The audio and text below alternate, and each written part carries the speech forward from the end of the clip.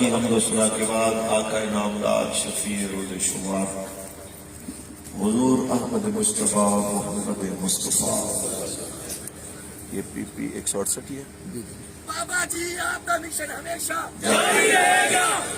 اللہ تبارک و تعالی جل وعلا کی حمد و ثنا کے بعد آقا نامدار شفیع روز شمار حضور احمد مصطفیٰ محمد مصطفیٰ صلی اللہ علیہ وسلم کی ذات طیبہ پہ لامحدود درود و اسلام کی نذرانے پیش کرنے کے بعد پی پی 168 کے نبی علیہ السلام کے سارے غلام بالعموم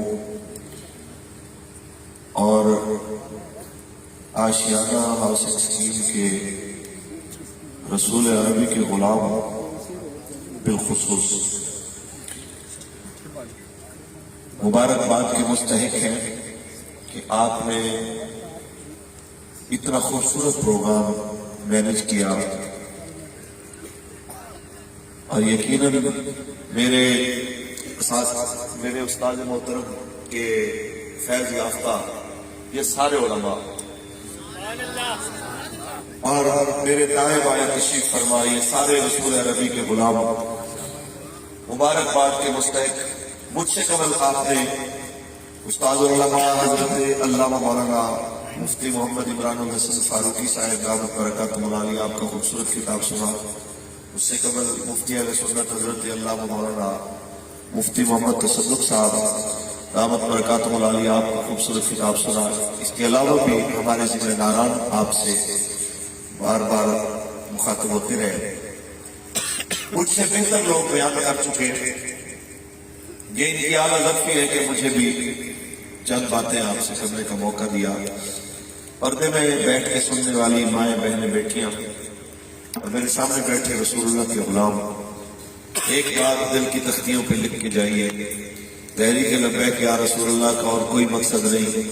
میرے مرشد میرے قائد فرمایا کرتے تھے ہمارا ایک ہی مقصد ہے ہم نے حضور کے دین کو تخت دیا.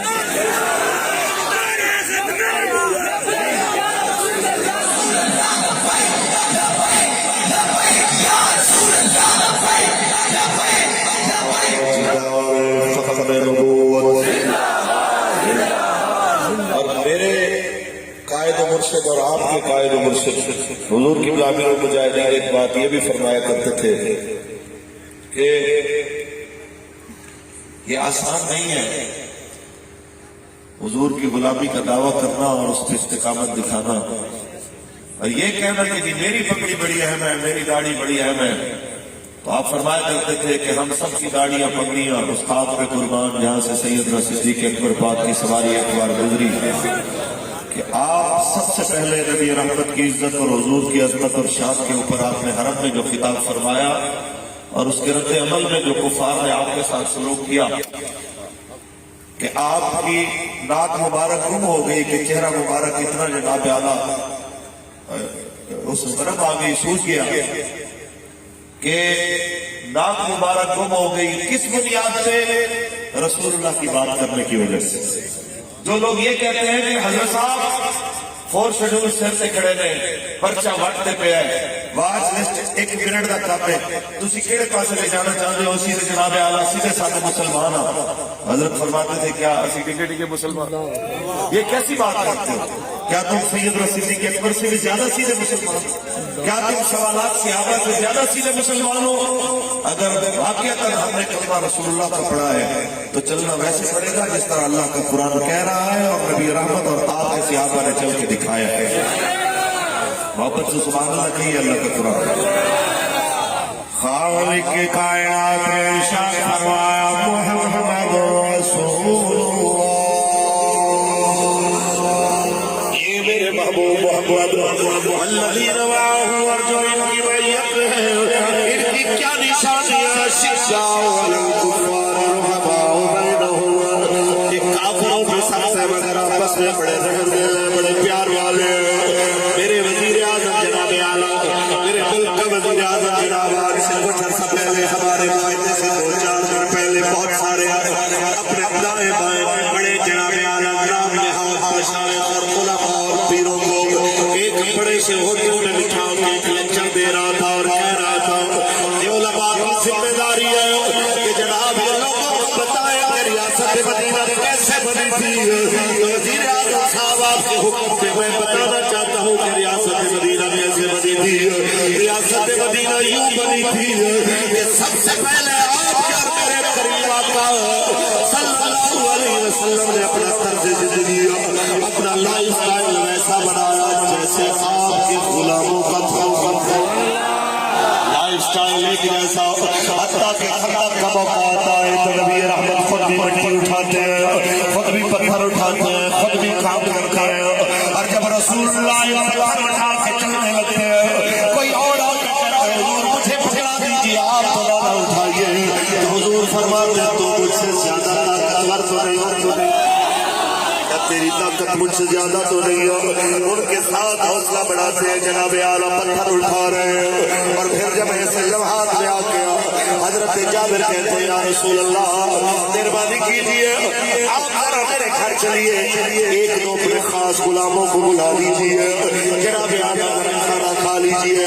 تھوڑا سا کھانا میں نے جناب دیکھا ہے تھوڑا سا کھانے کا میں نے استعمال کیا ہے صرف آپ کے لیے اور 1-2 آپ کے خاص ساتھیوں کے لیے.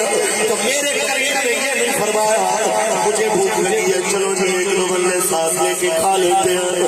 حضور نے فرمایا چلو جی کرو جناب جابر میں دعوت کی ان کے گھر تشریف لے جاتے ہیں. لعاب دہن آٹے میں ملایا لعاب دہن ہانڈی میں ملایا 10-10 بندوں کی ٹولیاں کھا کے چلی جاتی ہے. جناب اعلیٰ پوچھنے والا پوچھتا ہے کتنے بندے کھا کے سیراب ہوئے بتانے والا بتاتا ہے ویسے تو 1400 تھے لیکن لاکھوں بھی ہوتے ہیں اس دن سیراب ہو جاتے ہیں لاکھوں ہوتے پھر بھی سیراب ہو جاتے ہیں. لائف سٹائل یہ ہے جناب اعلیٰ پہلے غلاموں کو کھلایا پھر خود کھایا. آپ پہ بیٹھنے والے پیر صاحب کو بھی میں ایک بات کہنا چاہتا ہوں آج ایک اور سٹائل آ گیا ہے.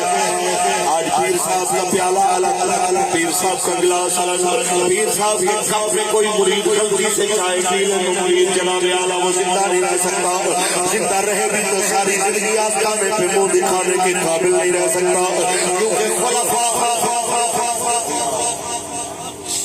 حالانکہ خلیفہ ایک خوبصورت لفظ تھا. آج کل کے پیروں نے اس کو اتنا گندا کر دیا ہے کہ اکثر مشائخ اگر آج کے دور میں راہ راست سے ہٹے ہیں تو وہ اپنے خلیفوں کی وجہ سے. اللہ تعالیٰ انہیں ہدایت دے. ہمارے دوست ہیں اور بہت بڑے کاستانے کے صاحبزادہ والا شاہ خواجہ محمد قاسم مانوی صاحب کوئی خوبصورت جملہ بولا کرتے کہتے ہیں آج کے دور میں نا اگر ہمارے مشائخ ہوتے نا تو وہ نجاست کی 2 اقسام نہیں 3 اقسام بیان کرتے. کہ پہلے اقسام ہوتی تھی نجاست غلیظہ اور نجاست خفیفہ تو وہ پھر بھی پانی سے پاک ہو جاتے ہیں. لیکن تیسری جو قسم ہے نجاست خلیفہ جو آج کل ہوئی ہے اس کو صاف سمندروں کا پانی بھی نہیں دھو سکتا کہ جناب آپ سمجھا کے آئے قرآن حدیث سنا کے آئے تو خلیفہ کہتا ہے حضرت جی پھر یہ مطلب ہے تھوڑے نال وڈے آ ایک بات کر کے اس کو کہاں سے کہاں لے جانا یہ ان کا کام. ہم انہیں بتانا چاہتے ہیں پیر صاحب آئیے ہم آپ کو ایک چھوٹی سی بات آپ کے سامنے جو وزیر اعظم نے کہا کہ جناب ریاست مدینہ کی بات کریں تو یہ بھی سنتے جائیے. ریاست مدینہ کیا ہے کہ سیدنا حضرت ابو ہریرہ رضی اللہ تعالیٰ عنہ کہتے ہیں بھوک کی شدت سے میں بے قرار جب کریم آقا کے محبوب صحابی سیدنا صدیق اکبر سے ایک مسئلہ پوچھا کہ چلو جی مسئلہ تو ایک بہانہ تھا، چلو جی میرے چہرے کو دیکھیں گے، پوچھیں گے کیا ہوا، بھوک لگی ہے، چلو کچھ کھلاتے ہیں. تو میں نے مسئلہ پوچھا، انہوں نے مسئلے کا جواب دیا، چلے گئے، غور نہ کیا. سیدنا فاروق اعظم آقا آئے، ان سے بھی پوچھا، اللہ عزل کیا، میرے آقا آئے، جب ان سے پوچھا، سرکار عالم نے چہرہ دیکھا، حضور ظاہری سوال نہیں باطنی سوال بھی جانا ہے. سرکار نے فرمایا آؤ، ساتھ لیا. کہتے ہیں جب بس میں ہم بیٹھے اتنی دیر میں کسی نے دودھ کا پیالہ پیش کیا اور میرے آقا نے آواز دی، جناب ابو ہریرہ کو. اب ذرا توجہ کیجیے. حضور نے فرمایا ابو ہریرہ اٹھے، جی فرما جائیے اور اصحاب صفہ کو بھی بلا لائیں. اب دل میں یہ تو خیال میرے جیسا کوئی ہو تو یقیناً آیا ہوگا، آ سکتا ہے سر، میرے جیسا ہو تو پھر تو آ سکتا ہے، لیکن آگے رسول اللہ کا صحابت کہ استاد گرامی آپ سنایا کرتے تھے کہ اللہ کریم نے اپنے ازل سے جن دلوں کو پاکیزہ اور پاکیزہ تر بنایا انہیں رسول اللہ کا صحابی بنایا. غیر انبیاء میں حضور کے صحابہ سے بہتر آپ نے دنیا میں کوئی نہیں دیکھا. غیر انبیاء میں ان سے بہتر جماعت کسی نے نہیں دیکھی. تو آپ کو فرمایا جائیے آپ اصحاب صفہ کو بلا لائیے، وہ بھی آئے. اب حضور نے فرما دیجیے بسم اللہ پڑھ کے ان کو پلائیے.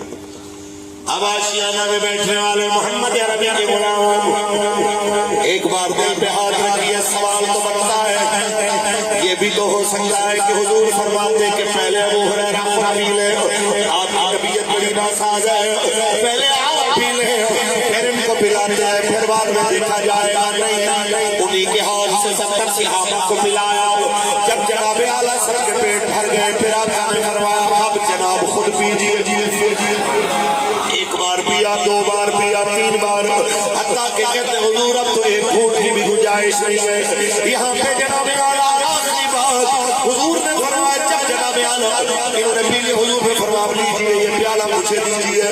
مجھ سے زیادہ پڑھے لکھے علماء بیٹھے ہیں، میں نے کبھی نہیں پڑھا کہ حضور نے یہ فرمایا ہو کہ مجھے الگ سے پیالے میں ڈال دو، میرے الگ سے گلاس میں جناب اعلیٰ یہ دودھ مجھے ڈال دو. اس کو اتنے بندوں نے منہ لگایا ہے، میں بھی اس کو منہ لگاؤں. ایسا نہیں ہوا. 70 غلاموں نے جس پیالے سے پیا ہے اسی پیالے سے رسول اللہ نے جناب اعلیٰ دودھ مبارک نوش فرمایا. اور اگلی تصویر اس کی ثابت کی کہ سور المومن شفاعت، مومن کا جوتا شفاعت جائے. رسول اللہ نے یہ بتایا حضرت ابو ہریرہ کے ہاتھوں سے دودھ پلوا کے بھوک لگی ہو پہلے خود پی کے پھر لوگوں کے اندر جناب اعلیٰ بانٹنا، اسے سخاوت کہتے ہیں. لیکن جناب اعلیٰ خود کو بھوک لگی ہو اپنی بھوک کو ترک کر کے پہلے لوگوں کا پیٹ پالنا، اسے رسول اللہ کے غلاموں کی فقیری کہتے ہیں. جناب اعلیٰ یہ ہے ریاست مدینہ جس میں پہلے جناب اعلیٰ رعایا کا پیٹ بھرا جاتا ہے، پھر حاکم کی طرف اعلیٰ لوٹ کے آتا ہے. حضرت جابر کے گھر میں بھی پہلے غلام کھانا کھاتے ہیں، بعد میں رسول اللہ خود کھانا کھاتے ہیں. یہ ریاست مدینہ ہے، پہلے عوام جناب اعلیٰ پیٹ بھرتی ہے، پھر آگے ہم کی خود کی باری آتی ہے. یہ ریاست مدینہ ہے کہ جہاں پہلے خلیفہ میرے آقا کے خلیفہ بلا فضل سیاسی اور روحانی سید رسول اکبر جب اقتدار پہ آتے ہیں تو تنخواہ کے تقرر کی باری فرماتے ہیں اتنی کافی ہے جتنی ایک مزدور مدینے میں لیتا ہے. کہاں گزارا کیسے کرے گا، باہر لے کے گزارا نہ ہو سکا تو پھر مزدور کی دہاڑی بڑھا دیں گے. ہم کہتے ہیں جناب اعلیٰ یہ ریاست مدینہ ہے، جتنی جناب اعلیٰ مزدور کی تنخواہ ہو، حاکم کی تنخواہ بھی اتری ہو، اللہ کی قسم کوئی خودکشی نہیں کرے گا. میرے وزیر اعظم صاحب کہتے ہیں جناب اعلیٰ دیکھیے کچھ دیر تک صبر کرنا پڑے گا کہ بٹن دبانے سے تو نیا پاکستان نہیں بنے گا. میں نے کہا بالکل ٹھیک کہتے ہیں. 3 سو کنال سے نکل گیا، آپ بھی ذرا 3 مرلے کے گھر میں آئیے، باقی غریبوں کی اسی طرح کی کالونی بنا دیجئے، آپ بھی 17,500 میں گزارا کیجئے، پاکستان میں کوئی خودکشی نہیں کرے گا، آپ بھی ویسا کھانا کھائیے جیسے پاکستان کا مزدور کھاتا ہے، کوئی خودکشی نہیں کرے گا، آپ بھی ویسا لائف سٹائل اپنائیے جیسا غریب اپنا رہا ہے، کوئی خودکشی نہیں کرے گا، آپ کتوں کو ہزاروں لاکھوں کی خوراکیں ڈال کے گھر کے بچوں کو بھوکا مرتا دیکھ کے پھر کہتے ہیں ریاست مدینہ یہ ایسے تو نہیں ہو رہی ہے، ریاست مدینہ تو اس چیز کا نام ہے کہ مومن کا خود بھی کائنات ساری سے زیادہ قیمتی ہے، ریاست مدینہ تو اس چیز کا نام ہے کہ حضرت عثمان غنی کے قتل کی افواہ آتی ہے، رسول اللہ نے میرے سامنے کے اپنے صحابہ سے بیعت لے کے 1400 سے بیعت لے کے مکہ کی 50,000 آبادی سے ٹکرانے کا وعدہ لیتے ہیں کہ ہم عثمان کا بدلہ لیں گے، کسی نے نہیں کہا حضور معیشت کمزور ہے، کسی نے نہیں کہا ہماری تعداد تھوڑی ہے، کسی نے نہیں کہا حالات عجیب ہیں، ہم کیسے جناب اعلیٰ سروائیو کر سکتے ہیں، کسی نے نہیں کہا مکہ دور مدینہ دور ہے، ہمارا یہ وطن نہیں ہے، ہم اس وقت غریب الوطن ہیں، ہم اپنی ریاست سے دور ہیں۔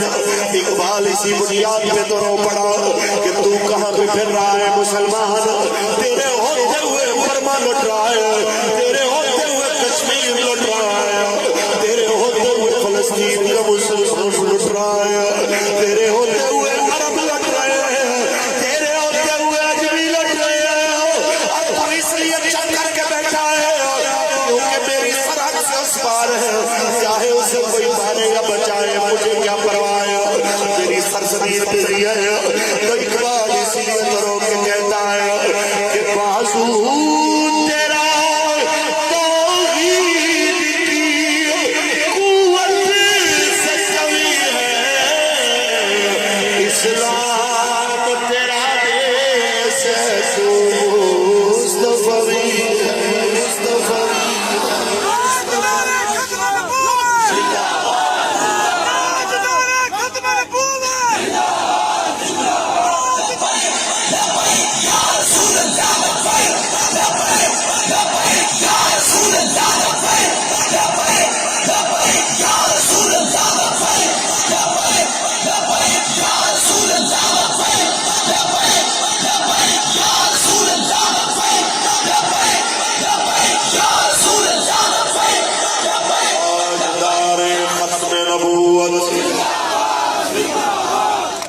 صرف صدیق اکبر پاک کا ہم نام لیے جائیں، حاکم ہمارا نام لیے جائے اور کام صدیق اکبر کا کرنے کو کوئی تیار نہ ہو، یہ کیا بات ہے؟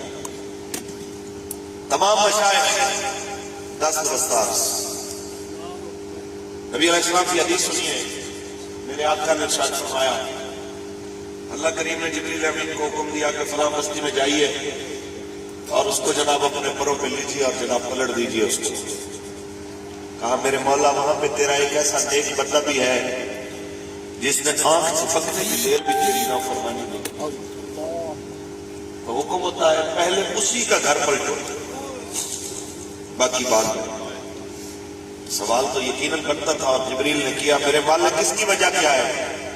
تو رب کریم نے فرمایا اس کی وجہ یہ ہے کہ یہ خود تو نیکی کرتا تھا لیکن میری نافرمانیوں کو دیکھ کے کبھی اس کے ماتھے پہ بل نہیں آیا، مسجدوں میں ڈھول بجتے رہے اور کسی کے ماتھے پہ بل نہ آئے، صحابہ کرام کے اوپر جناب اعلیٰ تبرہ بازی ہو اور کسی کے ماتھے پہ بل نہ آئے، رسول عربی کی توہین ہو اور کسی کے ماتھے پہ شکن نہ آئے، نبی رحمت کی ختم نبوت کے خلاف کوئی اٹھ کے بک بک کرے اور کسی کے ماتھے پہ بل نہ آئے۔ آپ بتائیے کہ پھر کہے کہ ہم جناب صوفیاء ہیں، پھر کہے کہ ہم جناب خانقاہی نظام والے ہیں، ہم کہتے ہیں خانقاہی نظام والے وہ ہیں جو حضرت خواجہ ابوالحسن سرکانی علیہ رحمت کی طرح محمود غزنوی کو دعائیں دینے والے۔ آپ اور کچھ بھی نہ کریں، کم از کم جو کام کر رہے ہیں ان کو دعا دینے والے بھی بن جائیں تو ہم آپ کے پھر بھی شکر گزار ہوں۔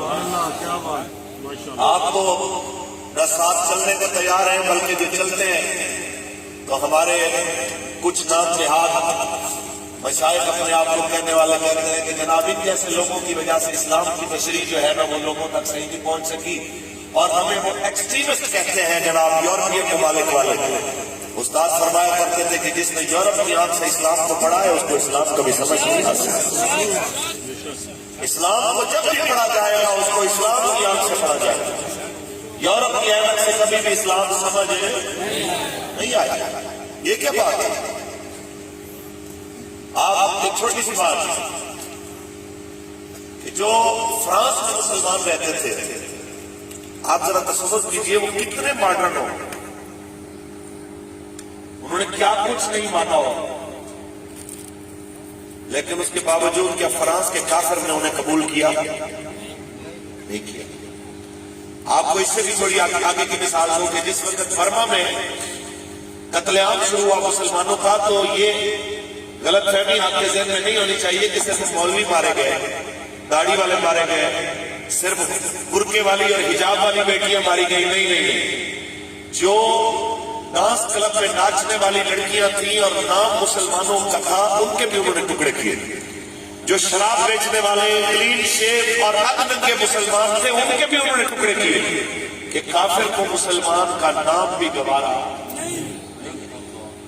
ولن ترضى عنك اليهود ولا النصارى حتى تتبع ملتهم، یہ تو اللہ کا قرآن ہے کہ کافر کبھی تم سے راضی یہاں تک کہ تم خود ہی ان کی غلاظت میں نہ جا پڑو تب تک وہ تم سے راضی ہو ہی نہیں سکتے۔ تو یہ کس طرح کا ہمارے وزیر اعظم صاحب جناب ہمیں کہتے ہیں کہ اسلام میں بیان کرو۔